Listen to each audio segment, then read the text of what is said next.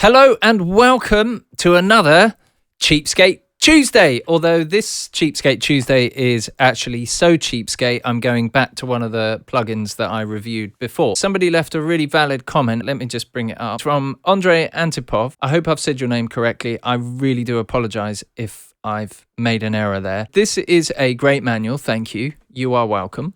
Interested to hear the mix of drums, bass, pads, pre and post convex on corresponding channels. So that's exactly what I'm going to do. Good question and worthwhile comparing the two. I've developed the piece of music that I used in the video, kind of TV music. It's terrible. Just listen all the way through because it will give you a good example. But there's 2 bars without convex and also another plugin called Denise XL, which I used in another video, and then 2 bars with. So 2 bars without, 2 bars with, all the way through. Now, it's not about quality. It's just about how it changes the tone and how you can use particularly convex to really add some interesting sound design to your work. Now, at the end of the video, I've also got one other tip that I want to show you how you can create. It's not technically a Shepard tone, but a kind of Shepard tone. Thanks for watching. Appreciate it. If you like this video and you want to see more Cheapskate Tuesdays coming up where I basically review stuff and see if I can get creative with it, hit the like and subscribe button.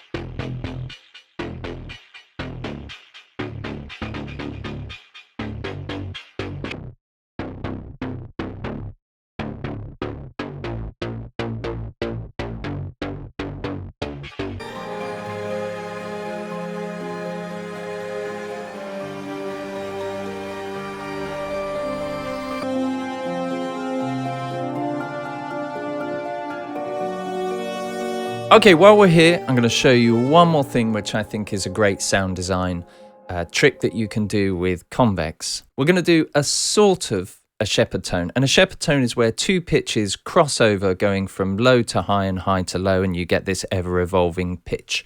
It sounds like it's infinitely rising forever. That's not exactly what we're going to create, but we're going to emulate a similar sort of thing, and it's really easy to do with Convex. I'm going to show you how we're going to set it up.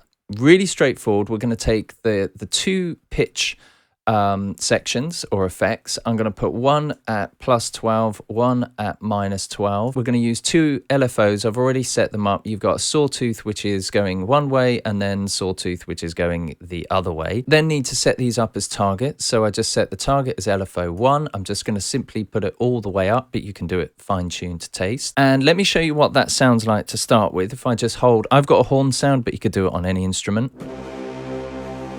Oh. Like, why can't you hear it? It's because the mix is all the way down. So let me turn the mix all the way over.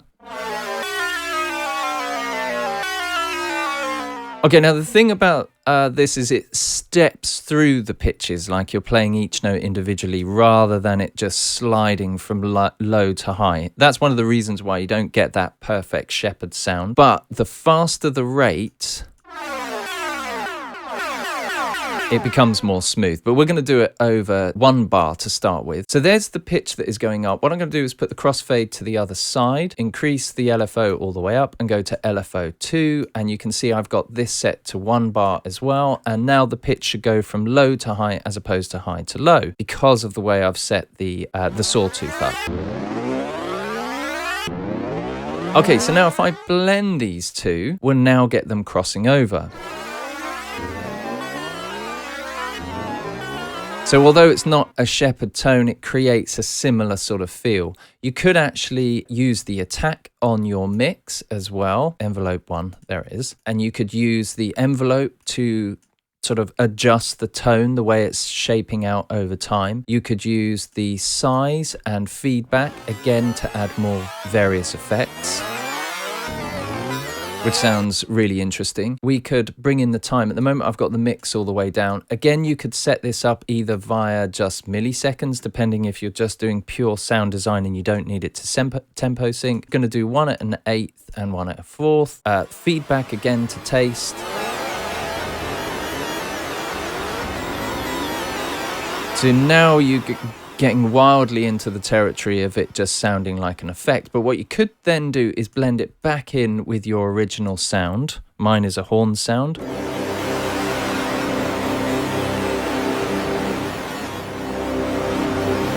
Now, of course, once you've got the Shepard tone, which you could do over 2 bars, 4 bars, Shepard tones tend to be over a number of bars. But you could go the opposite way now. You could start to mix this up so you get more interesting sounds. So for example, the rate, you could have different rates for the two different pitches.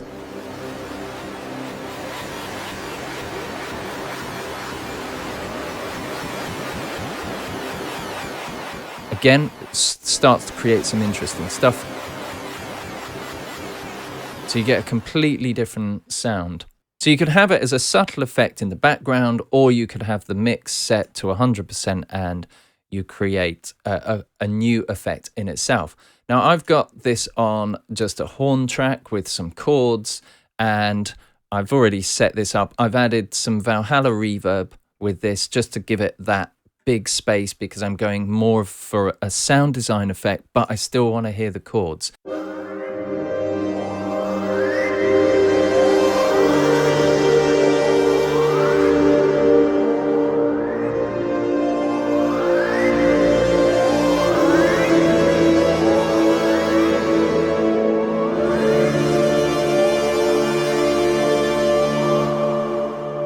So that's it. I hope you found this useful, a kind of follow-up to Convex. It seems to be quite a popular plugin, and I thought it might be worthwhile answering Andrey's question. Thanks for watching. I really appreciate you stopping by. Hit the like and subscribe so you never miss a video from me, and it's nice to have more subscribers. Anyway, thanks a lot, and see you again soon.